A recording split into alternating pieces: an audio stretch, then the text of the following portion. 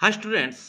2 minute scan करवा physical science उपर N प्रकार सिलिकन ले खाद आर्सेनिक पी प्रकार सिलिकन ले खादर नाम बोरॉन रांस नदी मुहां जुआर भट्टा मध्य जलपतन रोचे तार पार्थक्य 14 मीटर 1 ग्राम हाइड्रोजन संयोजन प्रक्रिया मिलुवा शक्ति 6.4 × 10⁻11 जूल फ्यूज तार व्यवहृत धातुद्वय सीसा एवं टीण फेज एवं न्यूट्रल तार मध्य विद्युत विभर पार्थक्य केते 220 भोल्ट एसआई पद्धति लेंस पावर एकक कौन डायप्टर जलर परम प्रतिसरणांक 1.33 सूर्यालोक केउं वर्णर आलोकर प्रतिसरणांक सबठारु कम आमे जानिछु लाल एवं सबठारु बेसी कार बैगणीर 1 वाट घंटा समान केते जूल 3600 जूल जिप्सम रो संकेत कौन CaSO4 2 वाटर और 2 times of water H2O gypsum plaster of Paris देले 2 वाटर टा बदल जीव कोन जीव half water are is less than आई हेले आलोक रश्मि डैश माध्यम को आसे लघु माध्यम रु घन माध्यम को आसे चक्षुर समायोजन प्रक्रिया रे कहार भूमिका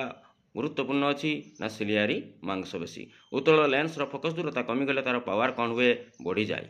गोटे लेंस रो पावर 2 डायप्टर हेले तार फोकस दूरता केते फोकस दूरता 1/2.5 मीटर समीप दृष्टिर प्रतिकार पाई क्यों प्रकार लेंस आवश्यक ना अवतल लेंस आवश्यक प्रिज्म वर्णाली आयत घनाकार काच प्रतिसरण प्रिज्म सहित वर्णाली जहाँ संपर्क अच्छी आयत घनाकार काच सहित कार संपर्क अच्छी ना प्रतिसरण उत्तल लेंस अभिसारी उत्तल लेंस को अभिसारी लेंस कह जाए ताले अवतल लेंस को क्यों लेंस कह जाए अपसारी लेंस कह जाए परमाणु मध्य इलेक्ट्रॉन चार्ज केते -1.6 × 10⁻19 200 वोल्ट विद्युत जगाण सह संयुक्त होइतिबा 100 वाट बल रे केते एम्पियर विद्युत स्रोत प्रवाहित हबो ताले विद्युत स्रोत I = P/V 100/200 पॉइंट केते बाहरला ताले 0.5 एम्पियर विद्युत स्रोत प्रवाहित हुए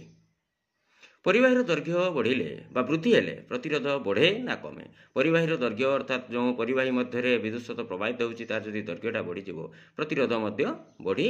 जिवो 110 वोल्ट विभावांतर थिबा दुईटी बिंदु मध्य रे 0.5 कूलम चार्ज जदि गति करूची केते जूल कार्य होची ना W = VQ 110 × 0.5 = 55 जूल कार्य होची एसी जनित्र स्लीप बलय सहित जदि संपर्क रहिला डीसी जनित्र का सहित संपर्क रहउची विखंडित बलय फ्लेमिंग को वामस्थ नियम रे तर्जनी कहार दिग सूचाई तर्जनी चुंबकीय क्षेत्रर दिग सूचाई मोटर रे घूर्णनर वेग कहा उपरे निर्भर करे नाही विद्युत प्रवाहर दिग उपरे निर्भर करे नाही मिथेन अणुर संरचना कौन ना त्रिपरिसरीय सड़कचनी ब्यूटेनल स्फुटनांक केते 272 एकबंध आल्केन त्रिबंध कौन ना एकबंध आल्केन द्विबंध आल्किन त्रिबंध आल्काइन C5H8 पेंटाइन ताले C5H10 कौन हम ना C5H8 माने CnH2n-2 फॉर्मूला अछि C5H10 माने CnH2n फॉर्मूला अछि 2n फॉर्मूला अछि माने आल्किन फॉर्मूला अछि आल्किन हेले ताले कौन हम 5 अछि ताले पेंटिन